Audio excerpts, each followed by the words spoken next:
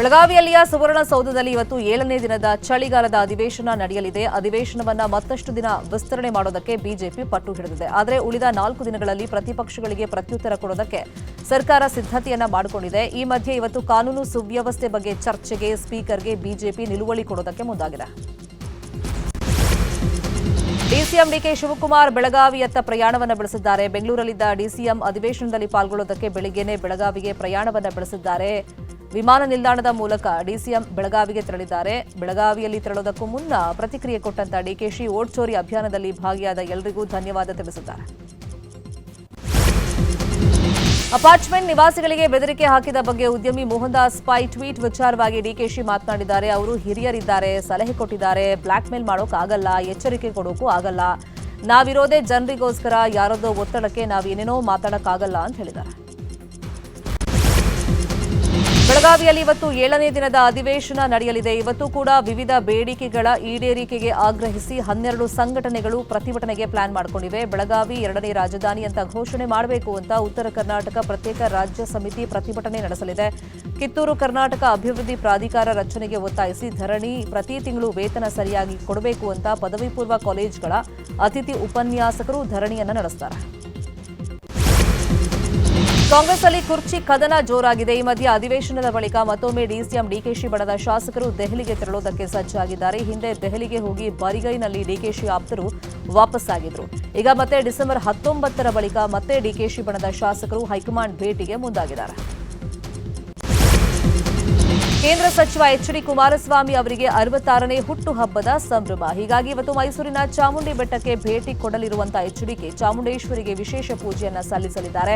ಆ ಬಳಿಕ ಮೈಸೂರಿನ ಸರ್ಕಾರಿ ಅತಿಥಿ ಗೃಹದಲ್ಲಿ ರೈತರಿಗೆ ಕೃಷಿ ಉಪಕರಣಗಳನ್ನು ವಿತರಣೆ ಮಾಡಲಿದ್ದಾರೆ. ಆ ಬಳಿಕ ಕಾರ್ಯಕರ್ತರೊಂದಿಗೆ ಹುಟ್ಟುಹಬ್ಬ ಆಚರಿಸಿಕೊಂಡು ಬಳಿಕ ಮಾಧ್ಯಮವನ್ನ ಉದ್ದೇಶಿಸಿ ಮಾತನಾಡಲಿದ್ದಾರೆ. ಆನಂತರ ಮಳವಳ್ಳಿಯಲ್ಲಿ ಆಯೋಜನೆ ಮಾಡಿರುವಂತಹ ಸುತ್ತೂರು ಶ್ರೀಮಠದ ಶಿವಯೋಗಿಗಳ 1066ನೇ ಜಯಂತಿ ಕಾರ್ಯಕ್ರಮದಲ್ಲಿ ರಾಷ್ಟ್ರಪತಿ ದ್ರೌಪದಿ ಮುರ್ಮು ಜೊತೆಗೆ ಪಾಲ್ಗೊಳ್ಳುತ್ತಾರೆ.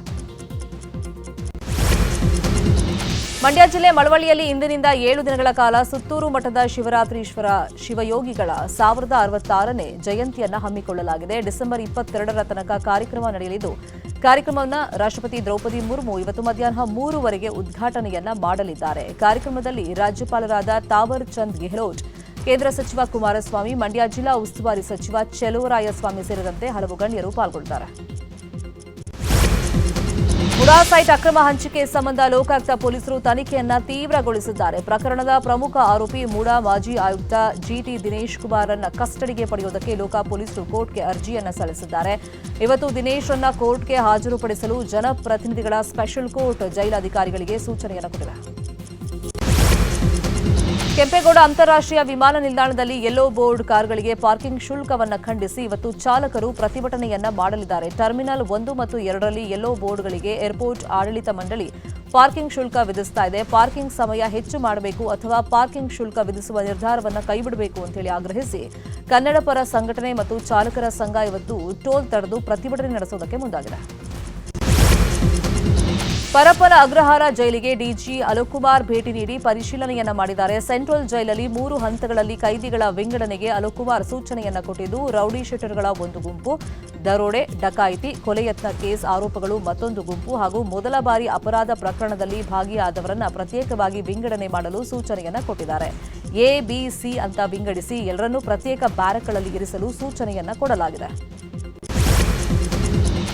ರಾಜ್ಯದ ಜೈಲುಗಳ ಭದ್ರತೆಗೆ ಎಐ ಟಚ್ ಕೊಡೋದಕ್ಕೆ ಕಾರಾಗೃಹ ಇಲಾಖೆ ಮುಂದಾಗಿದೆ. ಜೈಲುಗಳ ಭದ್ರತೆ ಹೆಚ್ಚಿಸಲು ಕಾರಾಗೃಹ ಇಲಾಖೆ ಡಿಜಿಪಿ ಅಲೋಕ್ ಕುಮಾರ್ ಎಐ ತಂತ್ರಜ್ಞಾನದ ಮೊರೆ ಹೋಗಿದ್ದಾರೆ.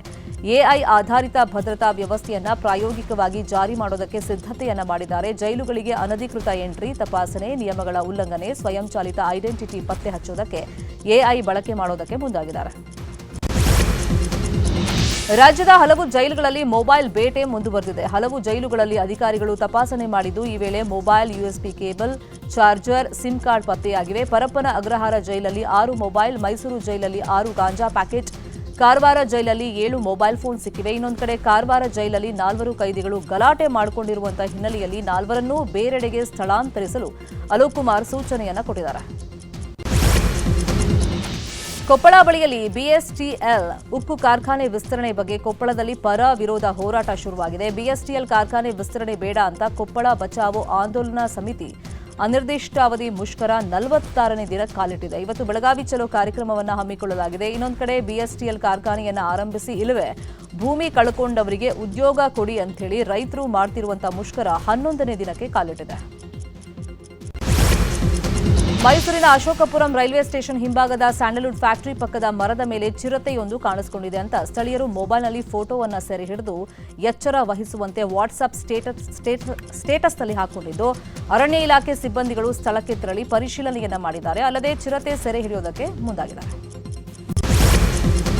ಹೆಂಚನ್ನು ತೆಗೆದು ಮನೆಗೆ ನುಗ್ಗಿ ವೃದ್ಧೆಯ ಕತ್ತನ್ನು ಬಿಗಿದು ಬೆದರಿಸಿ ಕಳ್ಳತನವನ್ನ ಮಾಡಲಾಗಿತ್ತು. ಮಂಗಳೂರಿನ ಸುರತ್ಕಲ್ ಬಳಿಯಲ್ಲಿ ಘಟನೆ ನಡೆದಿತ್ತು. ಇದೀಗ ಘಟನೆ ಸಂಬಂಧ ಮೂವರನ್ನ ಬಂಧಿಸಲಾಗಿದೆ. ಸುರತ್ಕಲ್ ಗುಡ್ಡೆ ಕೊಪ್ಲ ನಿವಾಸಿ ಶೈನ್, ಬೆಂಗಳೂರು ಮೂಲದ ವಿನೋದ್, ಗಿರೀಶ್ ಬಂಧಿತರು. ಡಿಸೆಂಬರ್ 3ನೇ ತಾರೀಕು ಜಲಜ ಅನ್ನೋರ ಮನೆಗೆ ನುಗ್ಗಿದ ಖದೀಮರು 36 ಗ್ರಾಂ ಚಿನ್ನ ಹಾಗೂ 14,000 ನಗದು ದೋಚಿ ಎಸ್ಕೇಪ್ ಆಗಿದ್ರು.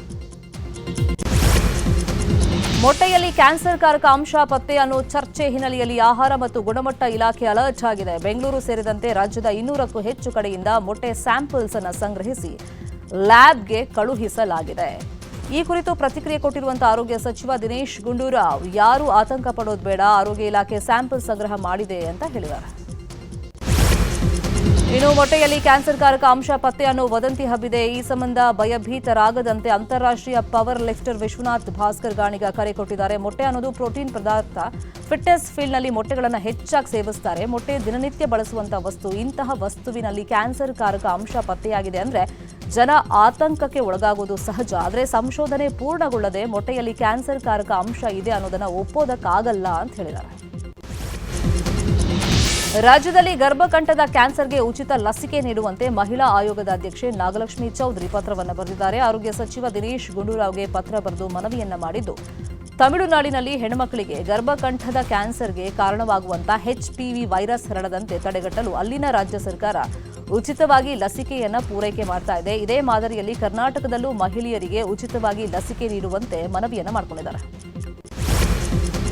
ನ್ಯೂ ಇಯರ್ ಸೆಲೆಬ್ರೇಷನ್ಗೆ ಕೆಲವೇ ದಿನ ಬಾಕಿ ಇದೆ. ಈ ನಡುವೆ ಬೆಂಗಳೂರು ಆಗ್ನೇಯ ವಿಭಾಗದ ಡಿಸಿಪಿ ಸಾರಾ ಫಾತಿಮಾ ನೇತೃತ್ವದಲ್ಲಿ ಪಬ್, ಬಾರ್ ಅಂಡ್ ರೆಸ್ಟೋರೆಂಟ್ ಮಾಲೀಕರ ಜೊತೆ ಸಭೆಯನ್ನ ಮಾಡಲಾಗಿದೆ. ಅಲ್ಲದೆ ಮಹಿಳೆಯರ ಸುರಕ್ಷತೆಗಾಗಿ ಬಿಗಿ ಭದ್ರತೆಗೆ ಸಿದ್ಧತೆಯನ್ನ ನಡೆಸಲಾಗಿದೆ. ಬೆಂಗಳೂರು ಏರ್ಪೋರ್ಟ್ನಲ್ಲಿ ಕೋಟ್ಯಾಂತರ ಮೌಲ್ಯದ ಡ್ರಗ್ಸ್ ಜಪ್ತಿ ಮಾಡಲಾಗಿದೆ. ಬ್ಯಾಂಕಾಕ್ನಿಂದ ಬರ್ತಾ ಇದ್ದ 3 ಪ್ರಯಾಣಿಕರನ್ನ ಕಸ್ಟಮ್ಸ್ ಅಧಿಕಾರಿಗಳು ಬಂಧಿಸಿದ್ದಾರೆ. ಬಂಧಿತರಿಂದ 7.71 ಕೋಟಿ ಮೌಲ್ಯದ 22 ಕೆಜಿ ಹೈಡ್ರೋ ಗಾಂಜಾ ವಶಕ್ಕೆ ಪಡೆಯಲಾಗಿದೆ. ಬ್ಯಾಗೇಜ್ನಲ್ಲಿ ಗಾಂಜಾ ಅಡಗಿಸಿಟ್ಟು ಪ್ರಯಾಣಿಕರು ಸ್ಮಗ್ಲಿಂಗ್ ಮಾಡ್ತಾ ಇದ್ರು ಅನ್ನೋ ಮಾಹಿತಿ ಇದೆ. ಬೆಂಗಳೂರಿನಿಂದ ಗೋವಾಗೆ ಹೊರಟಿದ್ದ ಯುವಕರು ರೈಲಿನ ಚೈನ್ ಅನ್ನು ಎಳೆದು ರಾದ್ಧಾಂತವನ್ನ ಸೃಷ್ಟಿ ಮಾಡಿದ್ದಾರೆ. ಚೈನ್ ಎಳೆದಿದ್ದನ್ನ ಪ್ರಶ್ನೆ ಮಾಡಿದ್ದಕ್ಕೆ ಆರ್ಪಿಎಫ್ ಸಿಬ್ಬಂದಿ ಮೇಲೆ ಪುಂಡರು ಹಲ್ಲೆಯನ್ನ ಮಾಡಿದ್ದಾರೆ. ಹಲ್ಲೆ ಮಾಡಿದ್ದವರನ್ನ ಆರ್ಪಿಎಫ್ ಸಿಬ್ಬಂದಿ ವಶಕ್ಕೆ ಪಡ್ಕೊಂಡಿದ್ದಾರೆ. ಯಶವಂತಪುರ ರೈಲ್ವೆ ಠಾಣೆಯಲ್ಲಿ ದೂರು ದಾಖಲಾಗಿದೆ. ಚಿತ್ರದುರ್ಗ ಜಿಲ್ಲೆಯ ಚನ್ನಹಗರಿ ಹಳ್ಳದಲ್ಲಿ ಅಕ್ರಮ ಮರಳುಗಾರಿಕೆ ನಡೀತಾ ಇದ್ದು ಸುತ್ತಮುತ್ತಲ ಗ್ರಾಮಸ್ಥರು ಆಕ್ರೋಶವನ್ನು ಹೊರಹಾಕಿದ್ದಾರೆ. ಮೊಳಕಾಲ್ಮೂರು ತಾಲೂಕಿನ ಮಾಚೇನಹಳ್ಳಿ ಬಳಿಯ ಈ ಹಳ್ಳ ರೈತರ ಜೀವನಾಡಿ. ಚಿನ್ನಹಗರಿ ಹಳ್ಳ ಮಳೆಗಾಲದಲ್ಲಿ ತುಂಬಿ ಹರಿದರೆ ಅಂತರ್ಜಲ ಹೆಚ್ಚಾಗುತ್ತೆ. ಆದರೆ ಮರಳು ದಂಧೆಕೋರರ ಹಾವಳಿಯಿಂದಾಗಿ ಭಾರೀ ಸಮಸ್ಯೆ ಆಗ್ತಾ ಇದೆ ಅಂತ ಹೇಳಿ ಸ್ಥಳೀಯರು ಆರೋಪವನ್ನು ಮಾಡಿದ್ದಾರೆ.